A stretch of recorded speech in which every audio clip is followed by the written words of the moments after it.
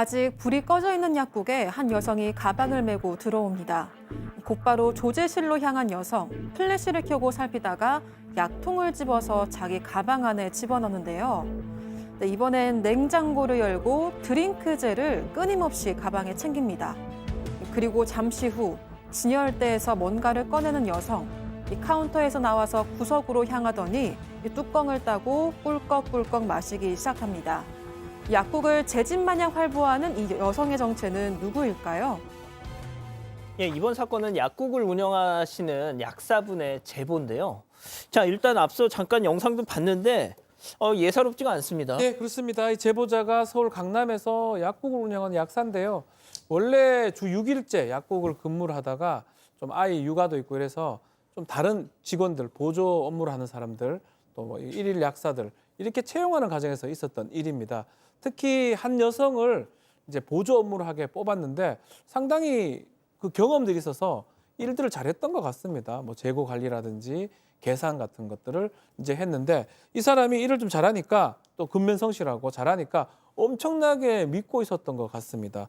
특히 새로운 약사 뽑을 때도 이 직원한테 맞추는 정도로 의견을 반영할 정도로 상당히 좀 믿음을 가지고 있었는데 어느 날인데요.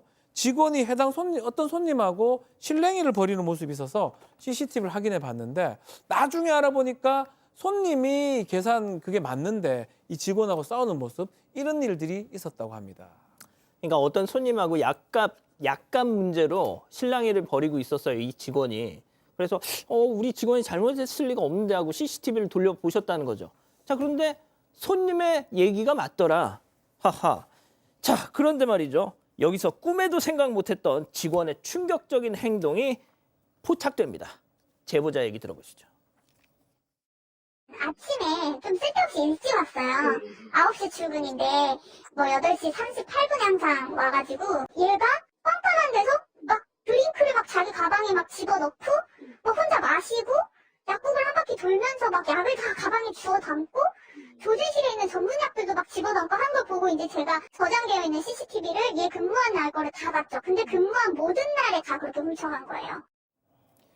야, 이거 거의 뭐 무인 점포에서 막 싹 쓸어가듯이. 근데 직원이잖아요. 네, 맞습니다. 그래서 직원은 항상 약국이 문이 열기 전에 일찍 출근을 했는데요. 25분 정도 전에 출근을 해서 불은 켜지도 않고 약국에 있는 의약품들을 가방에 챙겨 넣거나 지금 먹는 불이 꺼져 모습이 있는 네, 상태구나. 맞습니다. CCTV에 포착이 됐습니다. 어. 또 의사 처방 없이는 구매할 수 없는 전문 의약품까지 무단으로 훔쳤는데요. 뭐 비타민과 멜라토닌 같은 고가 영양제, 뭐 우황청심원을 비롯해서요. 간장제와 정맥 순환제 등 전문약까지 수차례 걸쳐서 가방에 넣었습니다. 그다음 피로회복제 드링크를 따서 몇 번이나 들이키기도 했고요. 직원은 근무하는 8개월 동안 절도를 한 걸로 보이는데 제보자가 몰랐던 이유는 티가 나지 않았기 때문이었습니다. 직원이 마치 약이 꽉 차 있었던 것처럼 교묘하게 재고 정리를 해놨다고 하고요.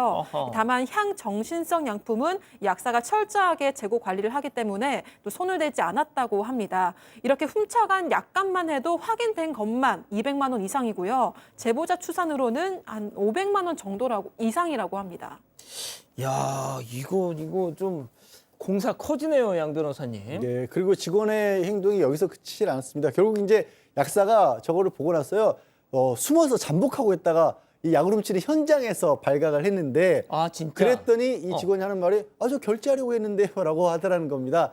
아무튼 이게 뭐 이렇게 약만 가져가는 데서 그친 것 같지가 않아서 같이 일하는 이제 다른 이제 근무 약사에게 물어봤더니 이 직원이 월권행위를 일삼고 있던 거예요. 뭐냐면 마치 자기가 약사인 것처럼 그 상담을 해주면서 약을 팔기도 하고요. 그리고 약사인 사람이 이게 고객에게 설명을 해주고 있으면 끼어들어가지고 그것보다 이 이야기 더 좋네요 막 이런 식으로 끼어들었다고 하고 그다음에 저 약국에서 근무하다가 그만둔 다른 약사에게 물어봤더니 더 심각한 상황이 나왔습니다. 불 켜졌어요. 예, 이제 불 켜졌고 더 심각한 상황이 나온 건 뭐냐면 나중에 이제 퇴근 시간이 있어서 정산을 할 거 아니에요. 정산해서 약값 계산이 안 맞으면 거기서 또 막 신경질을 내고 막 볼펜 집어 던지고 막 짜증을 내니까 아니 직원이고 약사인데 근무 약사가 겁을 먹어가지고 그 부정한 거 내 카드로 계산하겠다 이런 식으로 정산을 해보다가 그러니까 자기가 훔쳐서 계산이 안 되는 걸. 뭐 그럴 수도 있고 아니면 실제 약값 계산이 안 맞을 수도 있지 않습니까? 소액이라도. 그럼 어찌나 화를 내는지 결국 약사가 자기가 결제도가 스트레스를 받아서 그만뒀다라는 거예요. 그러니까 뭐냐면 사장님, 그러니까 약국 주인인 약사분한테는 정말 완벽하고 성실한 직원인 것처럼 하지만 근무 약사들에게는 또 그렇게 갑질 아닌 갑질을 했던 겁니다. 자, 이 직원 약국에서 해고된 뒤에 해고됐어요. 자, 제보자한테 사과 메일을 보냈답니다. 그리고 자신이 왜 그 짓을 할 수밖에 없었는지 정말 자기 고백을 했다는데요. 체크포인트 짚어보죠.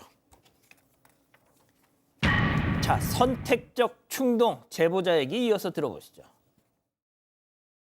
그 이메일로 사과문을 썼는데 자기가 양극성 장애가 있는데 그 질환의 뭐 증상이 충동 조절이 어려워서 그렇게 했다면서 양극성 장애 진단서를 첨부를 했어요. 그래서 저는 그게 너무 기가 막혔던 게 아침에 와서 불 꺼놓고 훔치고 불 켜고 전혀 안 훔치고 이렇게 하고 하는 루틴이 어떻게 이게 충동적이에요. 계획적이죠. 충동적이면 뭐 일을 하다가도 몰래 슥 하나 훔쳐놓고 이게 아니라 매일매일 일정한 시간에 하고 딱 불 켜는 순간 모든 절도 행위는 멈춰지고 저는 의도적이라고 생각이 되는 거예요.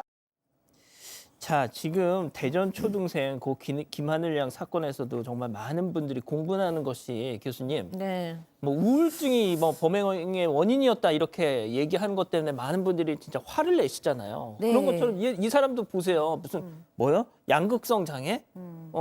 양극성 장애 조울증 얘기하는 거죠. 근데 이제 사실 조울증하고 도둑질하고는 직접적 관련이 없습니다. 도벽하고는 없죠. 무슨 병적 도벽 같은 게 뭐 따로 병 충동 조절 장애 같은 데 들어가긴 하지만 사실 조울증이었기 때문에 도둑질을 할 수밖에 없었다라는 얘기는 안 돼요. 물론 조울증이 있을 때 충동 조절에 어려움은 있을 수 있습니다. 충동을 조정하기 어려울 수 있는데 이때의 충동 조절의 어려움이라는 거는 순간적인 충동을 조절할 수 없다는 거예요. 그래서 여기 제보하신 분의 얘기처럼 이분은 지금 아침에 일찍 나와서 일종의 루틴처럼 아무도 없을 때 불 꺼놓고 훔친 다음에 딱 정해진 시간에만. 네, 그다음에 불이 켜지면 정확하게 집중을 해서 일에 모드로 들어가잖아요. 이런 건 이제 순간적인 충동이라고 얘기하기가 또 어렵고, 그다음에 이제 충동 조절의 심리적인 어려움에서 나타나는 도둑질은 금전적인 이득하고는 아무 관련도 없고, 또 이 도둑질을 함으로써 긴장이 완화되는 일종의 심리적인 정신적인 이득이 있어야 되거든요. 근데 지금 이분은 보면은 좀 비싼 약만 좀 훔쳤다고 그러고 전문적인 약 위주로 훔쳤다고 하고, 그죠? 그냥 이제 눈에 보이는 약을 훔친 게 아니고 이 약을 먹은 후거나 훔친 후에 어떤 뭐 긴장 완화라든가 평안함이라든가 이런 것도 보이지 않기 때문에 이렇게 주장하는 거는 제보자께서 얘기하시는 대로 좀 무리가 있겠다고 저는 보입니다. 어쨌든 뭐가 됐든 양극성 장애 진단서까지 저렇게 떼어가지고 심신미약 주장하려는 거 아니냐. 글쎄요. 근데 심신미약으로 도저히 보이지가 않는 상황인 게 이렇게 이제 제보자분이 업무상 횡령으로 고소를 하니까 직원이 또 변호사를 선임을 했습니다. 그래서 이거 합의라도 하자라는 식으로 조율을 했는데 계속 뭐 그런 돈 없다, 그렇게 큰 돈 없다 이렇게 빼다가 어찌해서 합의금을 맞췄대요.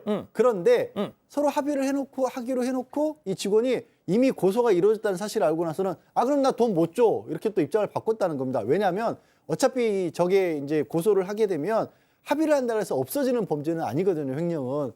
하지만 사실은 좀 합의를 해야 그래도 가볍게라도 처벌이 되는데 그것조차도 원하지 않는 그런 상황이었으니까 그러면 이렇게 합의를 하려고 하다가 어차피 나 처벌받을 거면 돈 안 줄 거야? 이 입장이 지금 심신미약으로 보이세요? 사과마저도 제보자분은 진정성 있는 사과가 아니었던 것 같다라고 느끼고 계신답니다. 자, 지금 그 훔친 약품 목록이 나가고 있는데 박 변호사님, 네. 비싼 것도 훔쳤어. 우왕청심원. 참 문제입니다. 이 제보 약사 입장에서는 믿는 직원한테 배신을 당한 입장이잖아요. 정신과 치료도 받고 있고 본인이 지금 약을 먹고 약사인데 이 정신 관련된 약을 지금 먹고 아이고. 없으면 일상생활 어렵다고 합니다. 이제 가장 문제가 뭐냐면 이 약들인데요. 전문의약품들, 처방전이 있어야 되는 전문의약품들 많이 가져간 것 같습니다. 근데 이제 그 행방을 지금 알 수가 없습니다. 이게 불법으로 유통되거나 다른 데로 갔을 가능성이 있기 때문에 그런 부분이 사실 약사 입장에서는 좀 불안하다고 하고요. 이 사람 약국 근무 경력이 많아요. 그리고 일을 잘하는 것처럼 보인다고 합니다. 아마도 또 만약 문제가 이게 앞으로 밝혀지지 않고 그냥 지나간다면 또 다른 또 피해자가 발생하지 않을까 그것 때문에 얘기를 했다고 합니다. 예. 진실추적자 사건 반장, 여러분을 사반 가족으로 초대합니다. 아래 구독 버튼을 눌러주세요.